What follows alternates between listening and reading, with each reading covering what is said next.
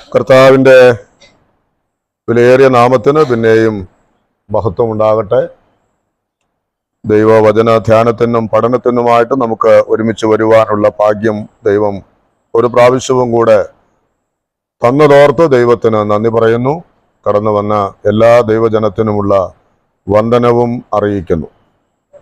നമ്മുടെ കർത്താവിൻ്റെ മാളിക മുറി പ്രഭാഷണം എന്ന നിലയിലാണ് നാം കഴിഞ്ഞ ചില ദിവസങ്ങളായി യോഹന്നാൻ എഴുതിയ സുവിശേഷം 13-ാം അധ്യായം മുതൽ 17 വരെയുള്ള അധ്യായങ്ങളിൽ നിന്ന് ചില കാര്യങ്ങൾ ധ്യാനിക്കുവാൻ തക്കവണ്ണം നമ്മൾ ശ്രമിച്ചത്. നമ്മൾ അതിന് ഒരു തുടക്കം മാത്രമേ കുറിച്ചുള്ളൂ. നമ്മുടെ കർത്താവ് താൻ ഈ ലോകം വിട്ട് പിതാവിൻ്റെ അടുക്കൽ പോകുവാനുള്ളതായ നാഴിക വന്നു എന്ന് ഉള്ളതായിരിക്കുന്ന അറിവാണ് ഇങ്ങനെയുള്ള ഒരു സംഭാഷണത്തിൻ്റെ കാരണമായിട്ട് തീർന്നത് എന്നത് നാം ധ്യാനിക്കുകയുണ്ടായി. അതിനുവേണ്ടി ഒരുക്കിയതായ ആ സാഹചര്യം, ആ സംഭാഷണത്തിലേക്ക് നയിച്ചതായ സാഹചര്യത്തെക്കുറിച്ചും നമുക്ക് അല്പമായിട്ട് ധ്യാനിക്കുവാനിടയായി. കഴിഞ്ഞ ആഴ്ചയിൽ പിതാവിന്റെ അടുക്കൽ പോകുവാനുള്ള നാഴിക വന്നു എന്ന് അറിഞ്ഞ നമ്മുടെ കർത്താവ് തനിക്കുള്ളവരെ സ്നേഹിച്ചതുപോലെ അവസാനത്തോളം തൻ്റെ ശിഷ്യന്മാരെ, അവരുടെ കുറവുകളെ, അവരുടെ പരാജയങ്ങളെ ഒന്നും ഓർക്കാതെ അവരെ സ്നേഹിച്ചു എന്നുള്ള കാര്യമാണ് നമുക്ക് ഒരുമിച്ച് ധ്യാനിക്കുവാൻ തക്കവണ്ണം ഇടയായി തീർന്നത്. തുടർന്നും ഈ പഠനം മുൻപോട്ട് പോകുവാൻ ദൈവത്തിന്റെ ആത്മാവ് നമ്മെ ധാരാളമായിട്ട് സഹായിക്കട്ടെ. ഇന്നത്തെ ധ്യാനത്തിനായി 13-ാം അധ്യായത്തിന്റെ 2-ാമത്തെ വാക്യമാണ് ഞാൻ എടുത്തിട്ടുള്ളത്. ആ വാക്യം ഞാൻ ഇങ്ങനെ വായിക്കുന്നു: അത്താഴം ആയപ്പോൾ പിശാച് ശിമോന്റെ മകനായ യൂദ ഇസ്കര്യോത്താവിന്റെ ഹൃദയത്തിൽ അവനെ കാണിച്ചു കൊടുപ്പാൻ തോന്നിച്ചിരുന്നു. ഇന്നത്തെ ഈ പഠനത്തിന്റെ ഒരു തലക്കെട്ട് കൊടുക്കുവാൻ ഞാൻ ആഗ്രഹിച്ചത് ദൈവിക പദ്ധതിക്ക് എതിരായിട്ടുള്ള ശത്രുവിന്റെ തന്ത്രങ്ങൾ എന്ന നിലയിലാണ്. ദൈവിക പദ്ധതികൾക്കെതിരെയുള്ള ശത്രുവിന്റെ തന്ത്രങ്ങൾ. ഇവിടെ നമ്മൾ വായിച്ച് കേട്ടതുപോലെ, കഴിഞ്ഞ ആഴ്ചയിൽ നമ്മൾ ധ്യാനിച്ചതുപോലെ, പിതാവായിരിക്കുന്ന ദൈവം നമ്മുടെ കർത്താവായ യേശുക്രിസ്തു മൂലം സംഭവിക്കേണ്ടതായ, നടപ്പിൽ വരുത്തേണ്ടതായ ആ വലിയ പദ്ധതിക്ക് വേണ്ടി നമ്മുടെ കർത്താവ് ഒരു ഭാഗത്ത് ഒരുങ്ങുമ്പോൾ, മറുഭാഗത്ത് പിശാച് ചെയ്യുന്ന വലിയ ഒരു തന്ത്രമായിട്ടാണ് നമുക്ക് ഇവിടെ കാണുവാനായിട്ട് കഴിയുന്നത്. എന്നാൽ ആ തന്ത്രം ഒടുവിൽ പരാജയപ്പെടുന്നത് തന്നെയാണ് നമുക്ക് കാണുവാൻ കഴിയുന്നത്. ഞാനത് പതുക്കെ മുൻപോട്ട് പോകുമ്പോൾ നമുക്കത് മനസ്സിലാക്കുവാനായിട്ട് കഴിയും. ഇവിടെ നാം വായിച്ചതുപോലെ ദൈവികമായിരിക്കുന്ന പദ്ധതികൾ ഒരു ഭാഗത്ത് നിറവേറുവാനായിട്ട് പോകുമ്പോൾ ആ പദ്ധതിയെ തകർത്ത് കളയുക, ഒരുപക്ഷെ ആ ദൈവിക പദ്ധതിയെ തകർക്കുവാൻ പിശാചിന് കഴിയുന്നില്ല എങ്കിലും ദൈവം ആരെയാണോ അതിന് മുഖാന്തരമായിട്ട് എടുക്കുവാൻ ആഗ്രഹിച്ചത്, അഥവാ നമ്മുടെ കർത്താവിനെ ദൈവം അതിനൊരു മുഖാന്തരമായിട്ട് തീർക്കുവാൻ ആഗ്രഹിക്കുമ്പോൾ യേശുവിനെ കൊല്ലുക എന്നുള്ള ഒരു ടാർഗറ്റ്, അതായിരുന്നു പിശാചിന്റെയും ഇതര വ്യക്തികളുടെയും ഹൃദയത്തിൽ ഉണ്ടായിരുന്നത് എന്ന് നമുക്ക് മനസ്സിലാക്കുവാൻ കഴിയും. കേവലം കർത്താവിനെ കൊല്ലുക എന്ന ഒരു അജണ്ട, അത് കർത്താവ് ജനിച്ച നാൾ മുതൽ തന്നെ അവന്റെ മേൽ ഉണ്ടായിരുന്നതായ പിശാചിന്റെ ഒരു പദ്ധതിയായിരുന്നു. അതിനു വേണ്ടി ദൈവം ചിലരെയൊക്കെ എടുത്തു, ഉപയോഗിച്ചു എന്നുള്ളതൊക്കെ വാസ്തവമാണ്. ഞാനതൊക്കെ ഒന്ന് സൂചിപ്പിച്ച് വാക്യങ്ങൾ വായിച്ച് നമുക്ക് മുൻപോട്ട് പോകാം. എന്നാൽ യേശുക്രിസ്തുവിന്റെ മരണത്താൽ എന്താണ് സംഭവിക്കുവാൻ പോകുന്നത് എന്നുള്ള കാര്യം ഈ പിശാചിന് മനസ്സിലായിരുന്നു എങ്കിൽ ഈ കാര്യത്തിന് അവൻ ശ്രമിക്കുമായിരുന്നില്ല എന്നാണ് നമുക്ക് വചനത്തിൽ നിന്നും മനസ്സിലാക്കുവാൻ കഴിയുന്നതായ കാര്യം എന്ന് പറയുന്നത്. ഇവിടെ പിതാവിന്റെ ഇഷ്ടം ചെയ്യുവാൻ നമ്മുടെ കർത്താവ് ഒരുങ്ങുമ്പോൾ തന്നെ അവനെ ഇല്ലായ്മ ചെയ്യുവാനുള്ളതായ ചില പ്രവൃത്തികൾ ഉള്ളതായിട്ട് നമുക്ക് വായിക്കാം. ചില കാര്യങ്ങൾ നമുക്ക് ഒരുമിച്ച് അത് ധ്യാനിക്കുവാൻ ദൈവം നമ്മെ സഹായിക്കട്ടെ. മത്തായിയുടെ സുവിശേഷം 2-ാം അധ്യായം അതിന്റെ 16-ാമത്തെ വാക്യം നമുക്ക് ഒന്ന് വായിക്കാം. മത്തായിയുടെ സുവിശേഷം 2-ാം അധ്യായം അതിന്റെ 16-ാമത്തെ വാക്യം. അവിടെ വായിക്കുന്നത്, വിദ്വാൻമാർ തന്നെ കളിയാക്കി എന്ന് ഹെരോദാവ് കണ്ട് വളരെ കോപിച്ചു.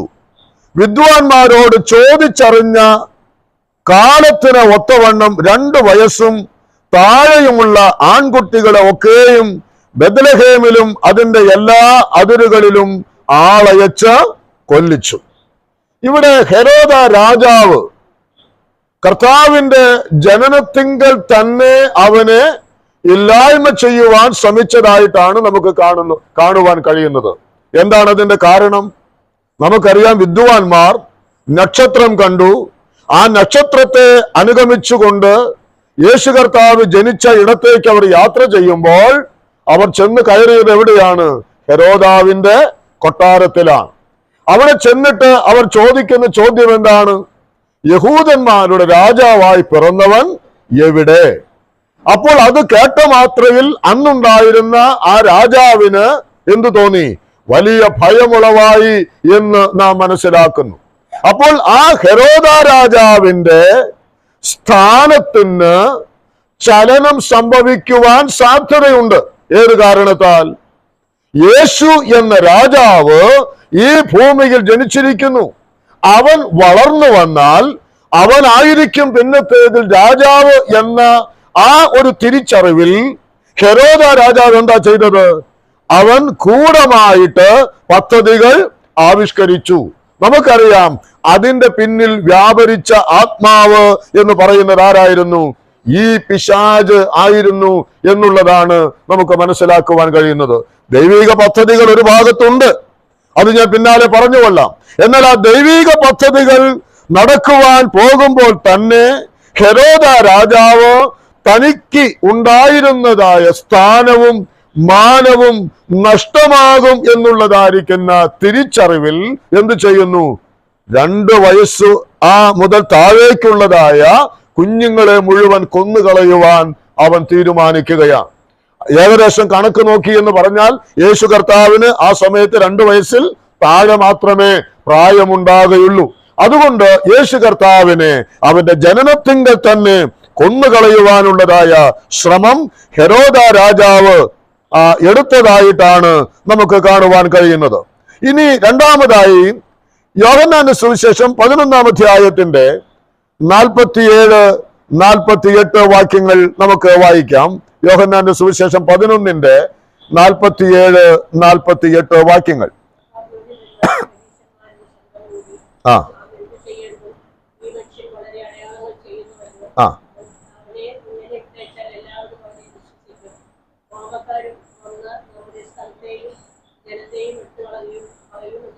മതി. അവിടെ മഹാപുരോഹിതന്മാർക്കും ശാസ്ത്രിമാർക്കും ഒരു ഭയമുണ്ടായി. എന്താ അവരുടെ ഭയമായിരുന്നത്? അവർ പറയുന്നത്, അവനെ ഇങ്ങനെ വിട്ടയച്ചാൽ എല്ലാവരും അവനിൽ വിശ്വസിക്കും. അപ്പോൾ മഹാപുരോഹിതന്മാർക്കുള്ള സ്ഥാനം, ശാസ്ത്രിമാർക്കുള്ളതായ സ്ഥാനം, പരീശന്മാർക്കുള്ളതായ സ്ഥാനം അവർക്ക് എന്ത് സംഭവിക്കും? അത് നഷ്ടമാകാൻ സാധ്യത അവരും മുൻപിൽ കാണുകയാണ്. അപ്പോൾ അവരുടെ പിന്നാലെ കൂടിയിരുന്നതായിരിക്കുന്ന വലിയൊരു പുരുഷാരം ഇപ്പോൾ ആരുടെ കൂടെയാണ്? യേശുവിന്റെ കൂടെയാണ്. അപ്പോൾ അതുകൊണ്ട് അവർ പറയുകയാണ്, ഇവനെ ഇങ്ങനെ വിട്ടയച്ചാൽ ശരിയാകയില്ല എന്ന് മനസ്സിലാക്കിയ അവര് അതിന്റെ 53-ാമത്തെ വാക്യത്തിൽ നാം വായിക്കുന്നത്, അന്ന് മുതൽ അവർ യേശുവിനെ കൊല്ലുവാൻ ആലോചിച്ചു. അന്ന് മുതൽ അവർ യേശുവിനെ കൊല്ലുവാൻ ആലോചിച്ചു.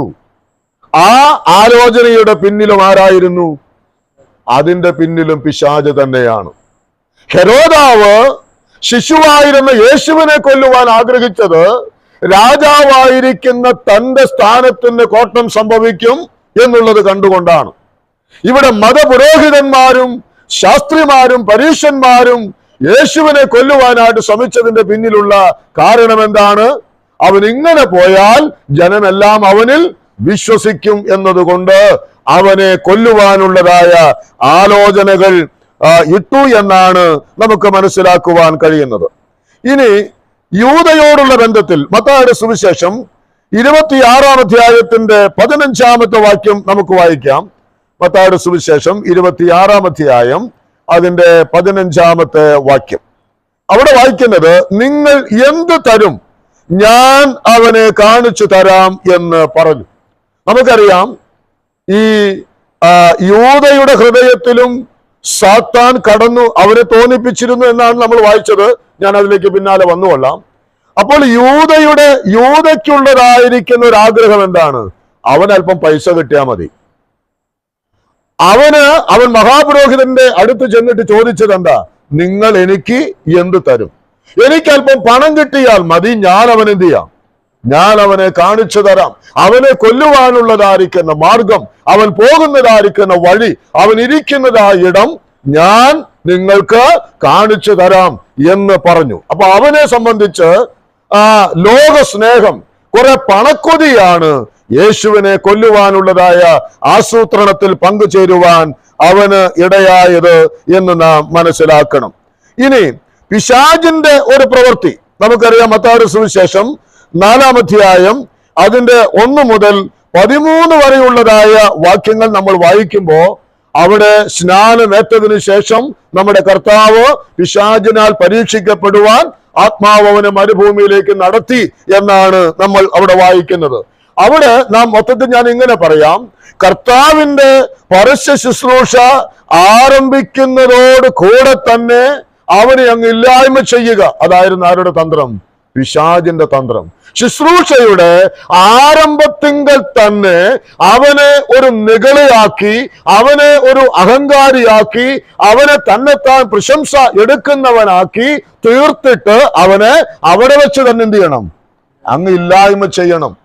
യേശുവിനെ ഇല്ലായ്മ ചെയ്യണം എന്നുള്ളതായിരിക്കുന്ന താല്പര്യം. ഒരുപക്ഷെ അവിടെ പിശാചിന് യേശുവിനെ കൊല്ലാനുള്ള താല്പര്യമല്ല, മറിച്ച് അവന്റെ ആ ദൈവത്വത്തെ, അവൻ ആയിരിക്കുന്ന സ്ഥാനത്തെ ഇല്ലായ്മ ചെയ്യുക, അവന്റെ പ്രാഗൽഭ്യത്തെ നഷ്ടമാക്കുക, ആ വലിയ തന്ത്രമായിരുന്നു പിശാചിന് ഉണ്ടായിരുന്നത് എന്ന് നമുക്ക് മനസ്സിലാക്കുവാനായിട്ട് സാധിക്കും. അപ്പോൾ ഞാൻ ഇങ്ങനെ ചുരുക്കമായിട്ട് പറയാം, രാജാക്കന്മാരിലൂടെയും മതപുരോഹിതന്മാരിലൂടെയും യൂദയിൽ കൂടെ എന്ന് പറഞ്ഞാൽ ഒരുപക്ഷെ ഇങ്ങനെ പറയാം, അവന്റെ ശിഷ്യന്മാരിൽ കൂടെ പോലും പിശാച് എന്താ ചെയ്തത്? യേശുവിനെ കൊല്ലുക എന്നുള്ള വലിയ തന്ത്രം. യേശുവിനെ കൊന്നാൽ മതി. യേശുവിനെ കൊന്ന രാജാക്കന്മാർക്ക് അവരുടെ രാജ്യത്വം ഉറയ്ക്കും, മതപുരോഹിതന്മാർക്ക് അവരുടെ സ്ഥാനമാനങ്ങൾക്ക് ഭീഷണിയില്ല. യൂദയെ സംബന്ധിച്ച് അവന് കുറെ വസ്തുവകകൾ അവന് ലഭിക്കുവാൻ അത് കാരണമാകും. ഇതായിരുന്നു പിശാചിന്റെ വലിയ തന്ത്രം എന്നുള്ളത് നാം മനസ്സിലാക്കണം. ഈ യോഹന്നാന്റെ സുവിശേഷം 13:2 നമ്മൾ വായിച്ചതുപോലെ ഇവിടെ പിശാചിന്റെ ഹൃദയത്തിൽ യൂദയുടെ ഹൃദയത്തിൽ പിശാച് എന്ത് ചെയ്തു കൊടുത്തു? യേശുവിനെ കാണിച്ചു കൊടുക്കുവാനുള്ള ഒരു തോന്നൽ ഉണ്ടാക്കി. അവിടെ ഒരു തോന്നിപ്പിച്ചു എന്ന് പറഞ്ഞാൽ വെറുതെ ഒരു തോന്നൽ വന്നു എന്നുള്ളതല്ല. അവിടെ മനസ്സിലാക്കേണ്ടത് നമ്മുടെ കർത്താവിനെ വഞ്ചിക്കുവാനുള്ളതായ ആ വിഷത്തിന്റെ വിത്ത് യൂദയുടെ ഹൃദയത്തിലേക്ക് പിശാച് ഇട്ടുകൊടുത്തു എന്നുള്ളതാണ്.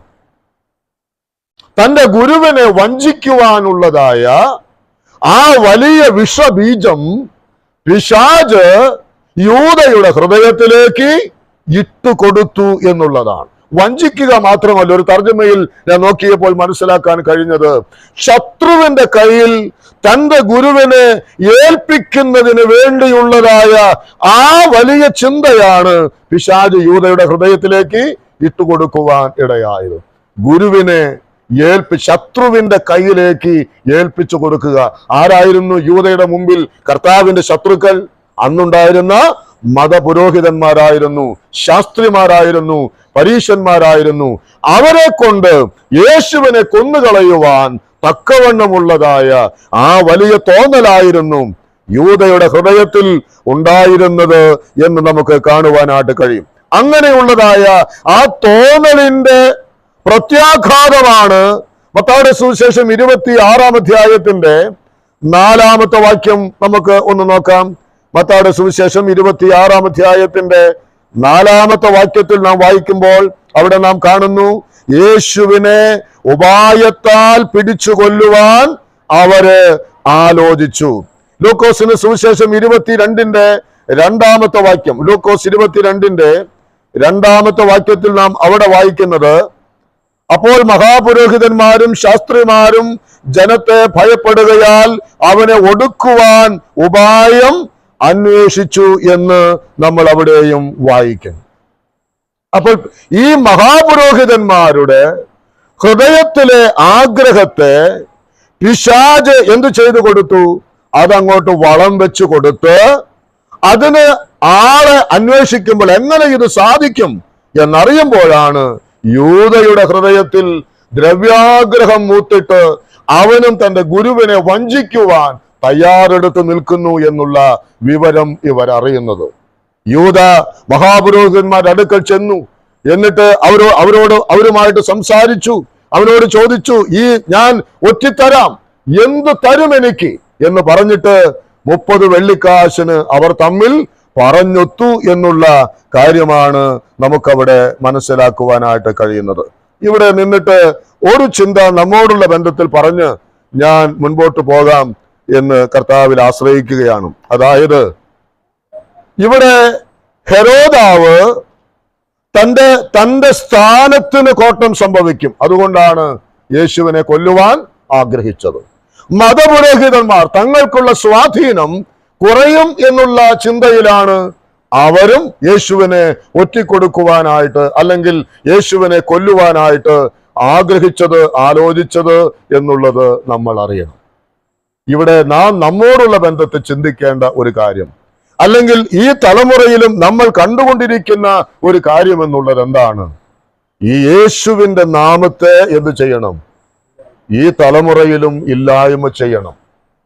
യേശുക്രിസ്തുവിന്റെ നാമത്തെ വിശ്വസിക്കുന്നവരെ ഇല്ലായ്മ ചെയ്യണം.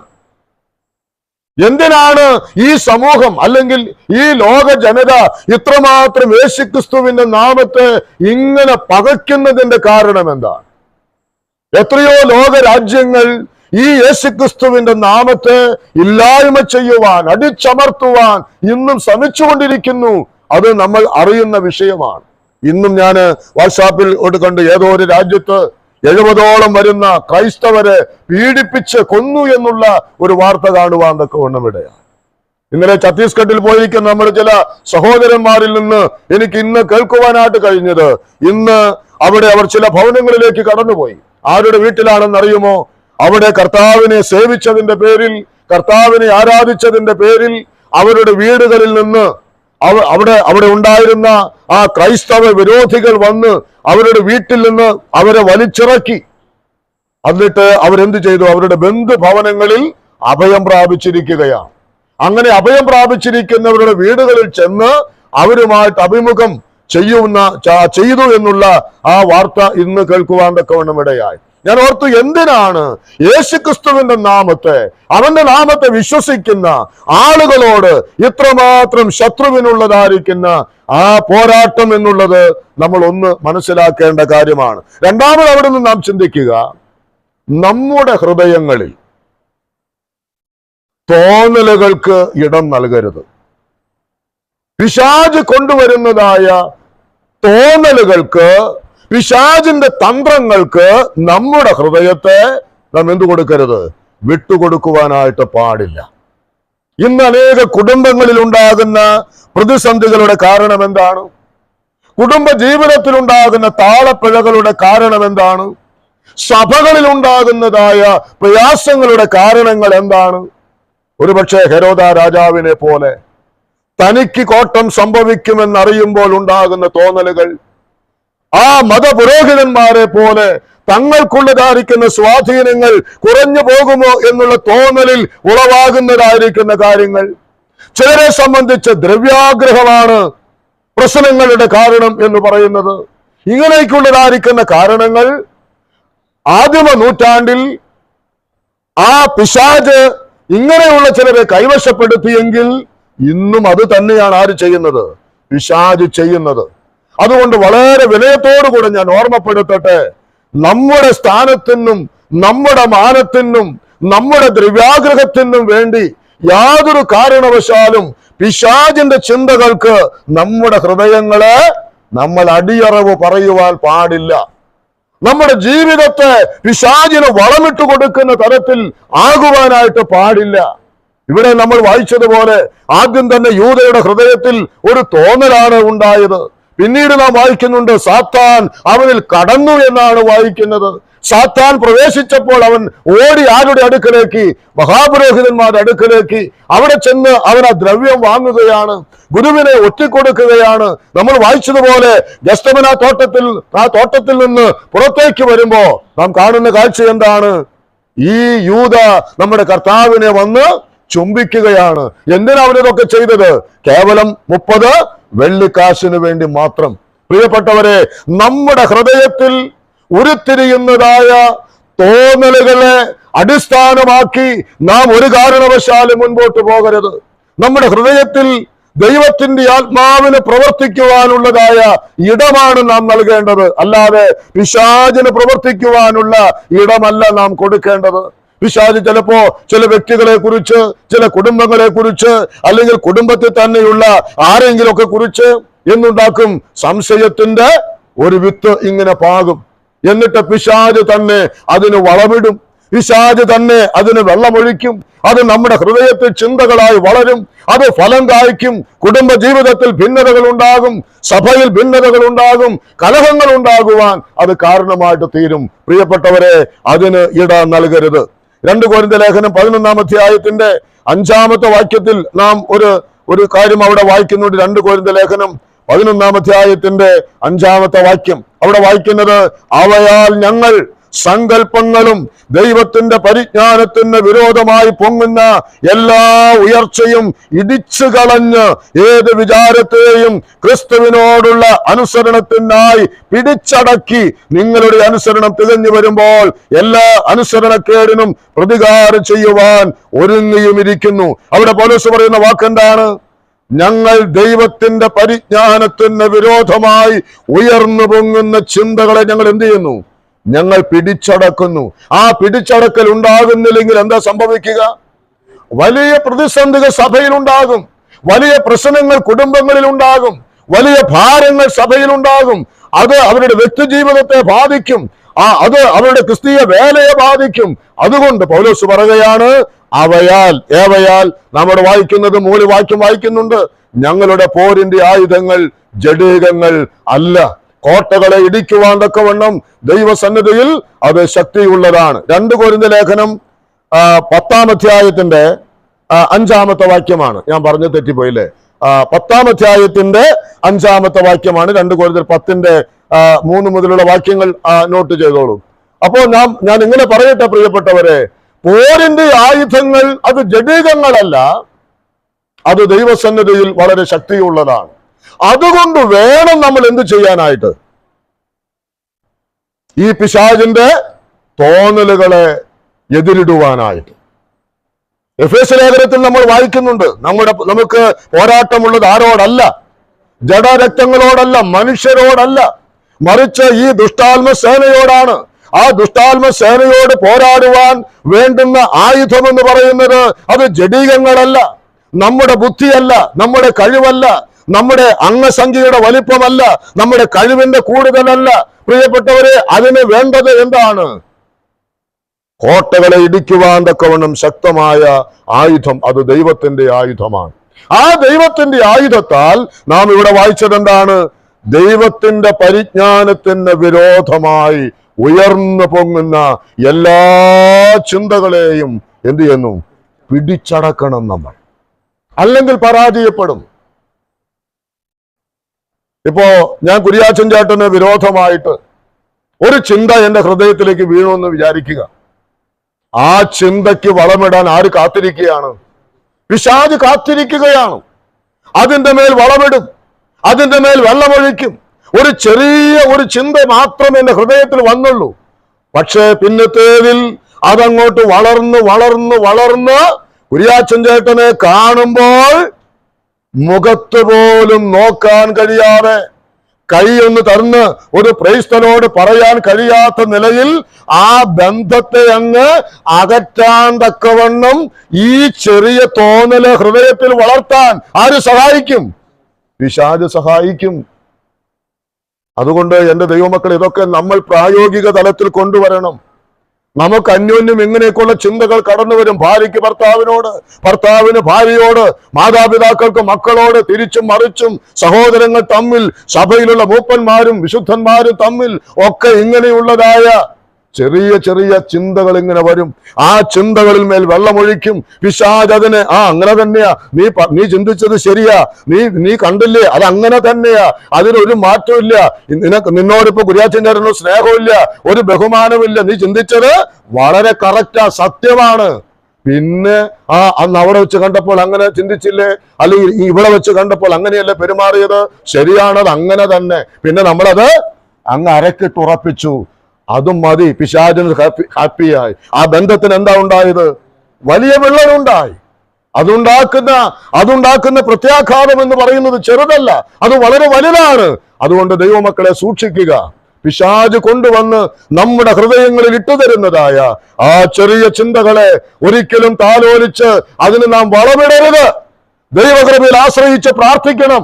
ഒരു ചിന്ത അങ്ങനെ വന്നു എന്ന് കരുതി, നമ്മളൊക്കെ മനുഷ്യരാണ്, ബലഹീനരാണ്, ബലഹീന ചിന്തകളൊക്കെ ഉള്ളവരാണ്. ഒരു ചിന്ത എന്റെ മനസ്സിൽ മുട്ടിട്ടാൽ എനിക്കത് ആരോട് പറയാൻ സ്വാതന്ത്ര്യമുണ്ട്? എന്റെ കർത്താവിനോട് പറയാൻ സ്വാതന്ത്ര്യമുണ്ട്.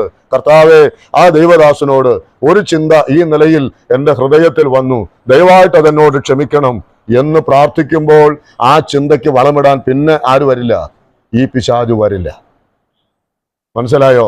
ഇതാണ് നമ്മൾ ഓരോരുത്തരോടുമുള്ള ബന്ധത്തിൽ, കർത്താവിനോടുള്ള ബന്ധത്തിലായാലും, സഭയോടുള്ള ബന്ധത്തിലായാലും, മറ്റു വിശുദ്ധന്മാരോടുള്ള ബന്ധത്തിലായാലും ഈ കാര്യങ്ങൾ നമ്മൾ സൂക്ഷിക്കുവാൻ വളരെ ബാധ്യതയുള്ളവരാണ്.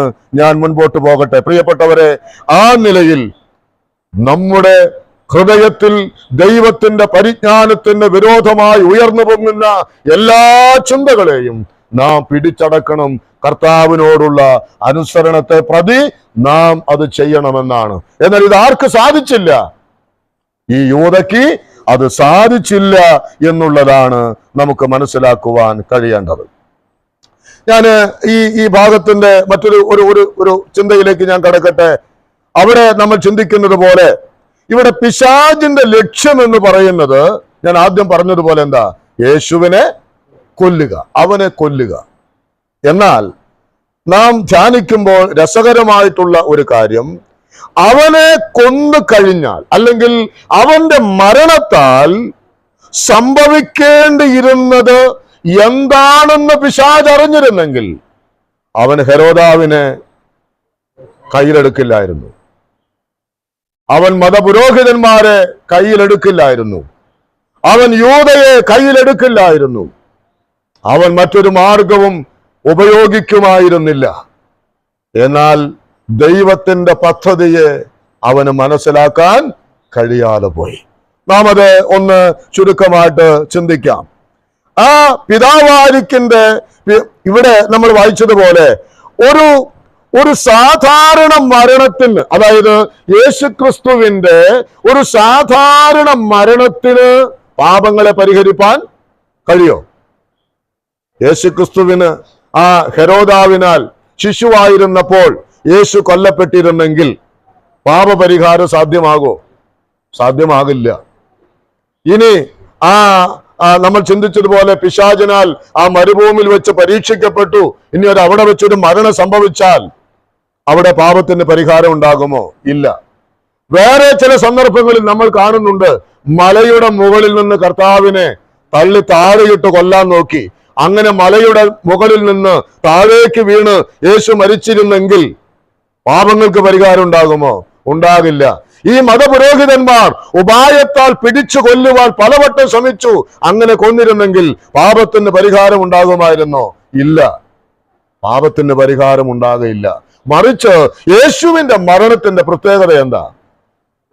അതൊരു പ്രായശ്ചിത്ത മരണമാണ്.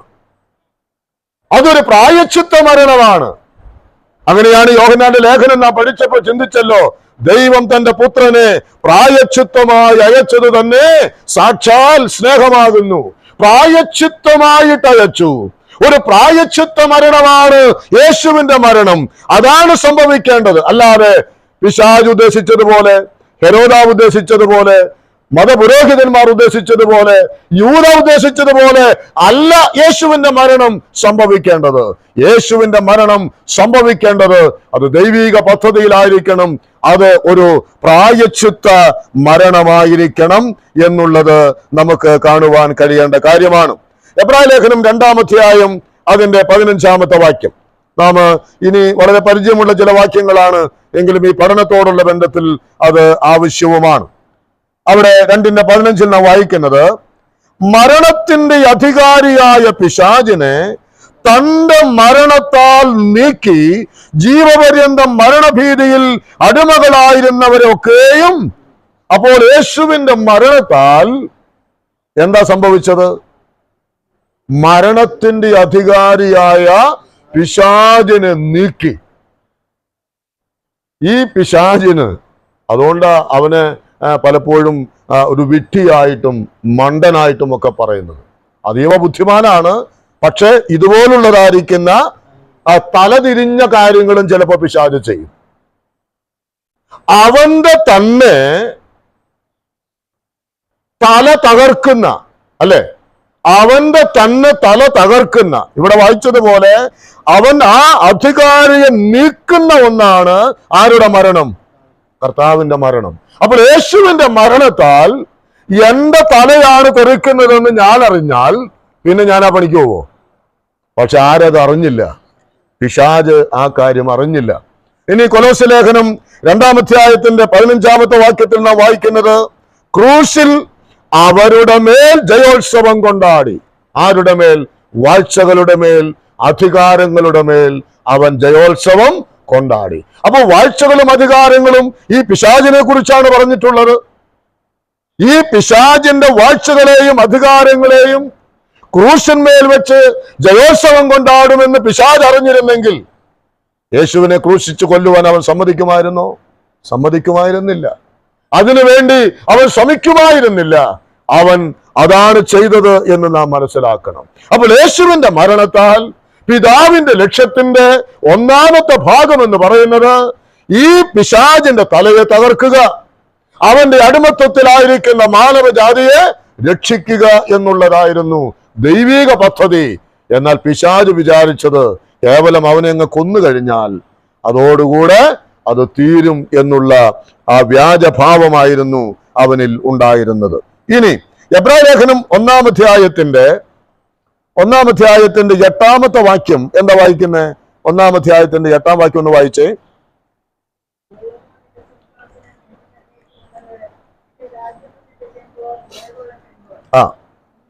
മതി. അവിടെ വായിക്കുന്നത് അവന്റെ യേശുക്രിസ്തുവിനെ കുറിച്ച് പറയുന്ന വാക്കാണ്, ആർക്ക് സംശയമില്ലല്ലോ. അവിടെ വായിക്കുന്നത്, നിന്റെ സിംഹാസനം എന്നേക്കുമുള്ളത്, നിന്റെ രാജത്വത്തിന്റെ ചെങ്കോൽ നേരുള്ള ചെങ്കോൽ. ഹെരോദാവ് എന്താ ഭീഷണിപ്പെട്ടത്? ഹെരോദാവിന് എന്താ പേടിയായിരുന്നേ? തന്റെ രാജത്വത്തിന് എന്തെങ്കിലും പറ്റും എന്നുള്ള കാര്യമാണ്. അതിനാണ് പിശാച് ഹെരോദാവിന്റെ ഹൃദയത്തെ കവർന്നത്. എന്നാൽ യേശുക്രിസ്തുവിന്റെ മരണത്താൽ എന്താ സംഭവിച്ചത്? ഇവിടെ നമ്മൾ എന്താ വായിച്ചത്? നിന്റെ സിംഹാസനം എന്നും എന്നേക്കും, നിന്റെ രാജ്യത്വം നീതിയുള്ളത്, അല്ലെ? നിന്റെ രാജ്യത്വത്തിന്റെ ചെങ്കോൽ നേരുള്ള ചെങ്കോൽ. അപ്പോൾ നീതിയുള്ളതായ, ന്യായമുള്ളതായ ഒരു ഭരണകർത്താവായി യേശുക്രിസ്തു മാറിയത് എന്തിന്റെ അടിസ്ഥാനത്തിലാണ്? ക്രൂശിലെ മരണത്തിന്റെ അടിസ്ഥാനത്തിലാണ്. അവൻ മരിച്ചു, അടക്കപ്പെട്ടു, ഉയർത്തെഴുന്നേറ്റ് അങ്ങോട്ട് ചെന്നപ്പോഴല്ലേ എല്ലാ അവിടെ ഉണ്ടായ സ്വർഗീയ മണ്ഡലത്തിലും ഉണ്ടായിരുന്ന പൈശാചിക ശക്തികളെ മുഴുവനും ജയിച്ച് കീഴടക്കി അവൻ അവിടെ വാഴുന്നത് എന്ന് നമുക്ക് കാണുവാൻ കഴിയുന്നുണ്ട്. അപ്പോൾ യേശുക്രിസ്തു തന്റെ മരണത്താൽ അവൻ ഉണ്ടായത് എന്തെന്ന് ചോദിച്ചാൽ അവന്റെ രാജ്യത്വം അവൻ സ്ഥിരമാക്കുകയായിരുന്നു. ഇന്ന് അവൻ ആരാണ്? ഇന്ന് നമ്മുടെ കർത്താവ് രാജാവായി അവൻ വാഴുകയാണ്. അവന്റെ സിംഹാസനം എന്നും എന്നേക്കും അവിടെ ഇരിക്കുകയാണ്. അപ്പോൾ യേശുവിന്റെ മരണത്താൽ അവന്റെ സിംഹാസനത്തിന്റെ ഉറപ്പും അവന്റെ രാജ്യത്വത്തിന്റെ സ്ഥിരതയുമായിരുന്നു എന്ന് പിശാച് അറിഞ്ഞിരുന്നെങ്കിൽ അവൻ യേശുവിനെ കൊല്ലുകയില്ലായിരുന്നു. എന്നാൽ അവൻ യേശുവിനെ കൊല്ലുവാൻ ശ്രമിച്ചു എന്നാണ് നമുക്ക് കാണുവാൻ കഴിയുന്നത്. ഇനിയും എബ്രായ ലേഖനം തന്നെ 4-ാം അധ്യായത്തിന്റെ 14-ാമത്തെ വാക്യം, 4:14